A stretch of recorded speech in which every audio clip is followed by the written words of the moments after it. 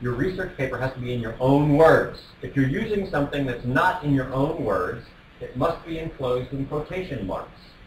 It must be enclosed in quotation marks. If it's less than a line long, 2 lines.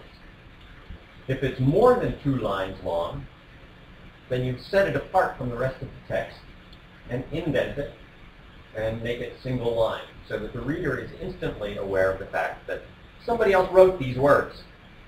And you thought it was very nicely stated, and so, in fact, stated more clearly than you could state it yourself.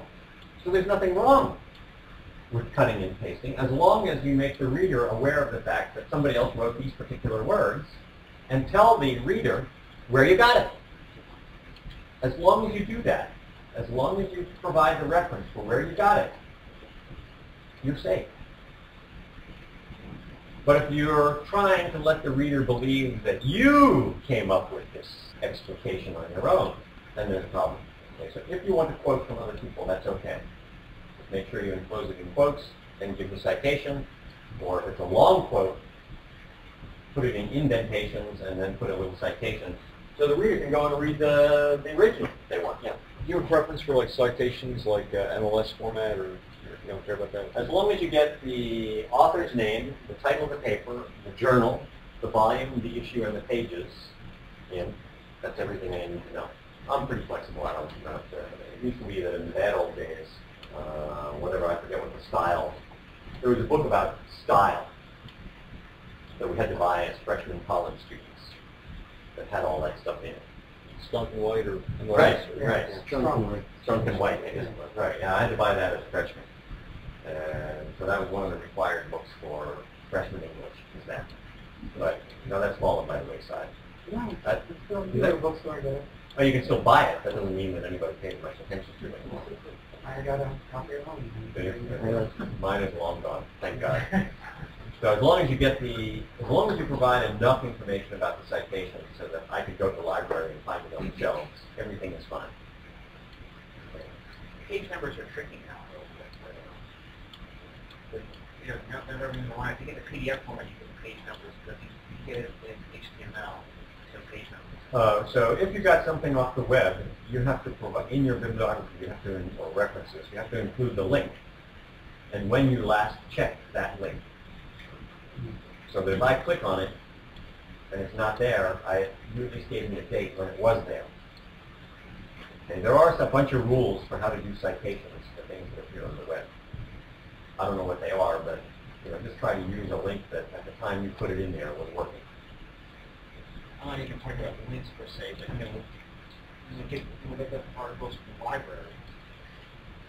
It's all online now. Yeah.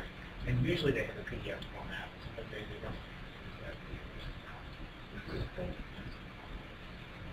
don't. Do the citations for you. One of them, like click on the thing and all that. There's this new DOI stuff. The electronic citations. But for example, this child adoption paper, I just got something from the publisher the other day. It says it's online. If you click on the, and it's Elsevier, so it's also in JSTOR, and so, but if you click on it, it's a PDF image, and so it has the page numbers in it. So even though Elsevier is making all this stuff available. But again, all you have to do is give me enough information to be able to find it for myself. Isn't the homework last week we quoted Wikipedia and we just put Wikipedia as a source? Yeah, that's okay. I know where to find Wikipedia. Okay. Even I'm culturally deprived, but even I can. I've used Wikipedia 3 or 4 times myself, so I can usually find stuff. Wikipedia is really neat. Even though I've only used it about 4 times in my whole life. I wanted to look up Pontryagin, and I was interested in affine transformations, and I wanted to see if there was a very simple explanation of an affine transformation. So I used it for that. I did 1 or 2 other things.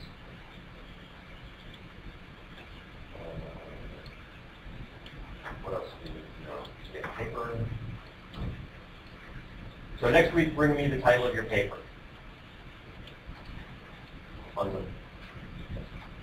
On the first, bring your abstract and your annotated bibliography.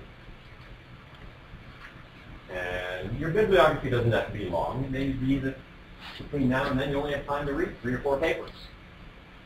How do you read an academic paper? Alexander Osei-Kwamasi. So Alex, how do you read an academic paper? If you have a paper, what department are you in? If you had a paper in the Journal of Finance that you had to read, maybe you have a class with Professor Scott, who was your partner in the English class. Suppose you had a paper with Professor Scott in the Journal of Finance, how you had to read, how would you approach reading? It's in, how do you read a chapter in your textbook? You start on page 1 and you read until you get to page 29, and take the last one in the chapter and you're done. That's how you read. That's okay. I'm not. Yeah, I mean, look at the, usually like a summary at the end, and sometimes there's a summary. And Yeah, I like that. You read the introduction Yeah. to the paper because that tells you what's going to happen in the paper. Yeah. And then you skip to the end and you read the conclusion and you find out whether or not it really did happen. Then you look Because at some the people are really lousy writers, and the editors and referees sometimes are not especially good. And you discover that something happened in the paper that wasn't suggested in the introduction, or the other way around. Sometimes the introduction says this is going to happen in this paper, and you get to the conclusion, and somehow it morphed into something else. So you want to check to see whether or not the introduction and the conclusion agree with one another. And they give you the conceptual substance of the paper. Why is it important to do it that way? Well, you all don't have the time to read every single proof and derivation in the papers that you're reading and check the math in them. It just isn't going to happen. And if you get bogged down in the math and the proofs and the derivations, then maybe you're going to miss the big idea of the paper. It's the job of the referees to check the math and the derivations and the theorems and so on. By the time it gets to you, all that stuff should have been checked. But you don't need to get out your pencil and make sure that they did the derivatives of the integrals correctly. But it's your job to make sure that you have a good grasp of the conceptual content of the paper. So let me give you an example. I had an undergrad,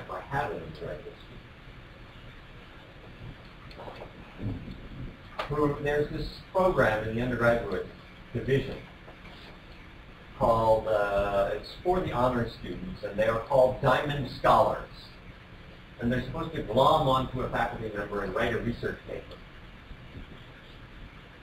This program in the business school has its genesis in what goes on in the natural sciences, where the students, as freshmen or sophomores, really talented ones, are identified pretty quickly, and they're brought into the research labs of the faculty members, and by the time they're seniors, they're ready to really do research on their own. The business school is organized intellectually a little differently, but we still have these diamond scholars. So Steve came to me in last November and said he wanted to write a paper about alcoholic beverage consumption and tax policy, and the form of liquor distribution control in the different states. In Pennsylvania, the state has a monopoly over retail distribution of liquor. You go to New Jersey, and there are individual privately owned liquor stores that sell wine, beer, and so on. And that interested me. And I said, Steve, I'm really not interested in that. I worked in that area 20 years ago. I haven't thought about it for 20 years. Why don't you write about auctions? Especially since West Virginia used to be a controlled state like Pennsylvania, but they auctioned off their monopoly distribution system. And I have the data for that. Why don't you write a paper about auctions? And he said, no, I'm really interested in addiction and so on and so forth. And then he went off to Japan for the semester and he popped back up on the scene again in late May. He said, okay, Dr. Buck, I'm here. I'm ready to write my research paper.